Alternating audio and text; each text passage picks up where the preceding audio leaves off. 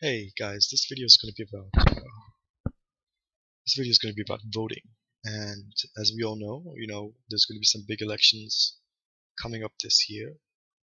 And so I thought I would do a video about the democratic process and how it's so important in many people's lives. So if you live in a country or a state where there's voting, this video is for you. And I'm going to ask you some questions that I would like you to um, give me your opinions on in the comment section below. The biggest question I want to ask is, if you do not vote in an election, do you have the right to complain? Many people will say that, if you complain about the system or, the government or whatever, people will say, well, did you vote? Who'd you vote for? And if you say, I didn't vote for anybody, then they'll come back and say to you, well, then you don't have a right to bitch about it. And that to me always sounded a little weird. The whole MTV Rock the Vote campaign, and, if you don't vote, you don't have a right to complain. I don't even know if that was a part of the campaign, but I'm just making it up. But I'm sure you've heard this before. I'm sure. Like, if you don't vote, you don't have a right to complain. The only problem is, what if everyone on the ballot is a douchebag? What do you do then? Is it okay to not vote if you don't agree with anybody on the ballot? Is it okay to not vote if you don't agree with the system? If you think the system itself is corrupt and you believe that everybody on the ballot is entrenched and is a part of that system, even though they might say that they will try to change the system if you elect them, uh, but if you're tired of hearing that again and again, and you believe that everybody who is on the ballot is a part of the system and therefore inherently corrupt, if the system is bad where you live, then in that case, is it okay to not vote for them? So that is the question I want to ask in this video. Now, if in case you know that everybody on the ballot is not worth your time, but you continue to go and vote anyway to exercise your democratic right, in that case, are you not perpetuating the system? If someone is trolling you and you feed the troll, then you are giving their behavior credibility. I mean, that's like not even close to an exact analogy. Say, like, lots of governments don't like to negotiate with kidnappers because they feel that negotiating gives them credibility, gives them means of credibility.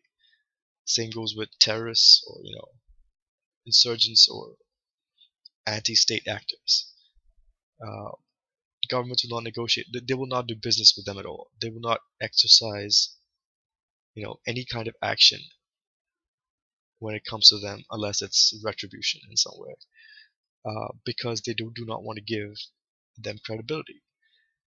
Many governments will not even talk to other states that they feel are rogue states, you know, because by talking to them and engaging with them, you give them credibility.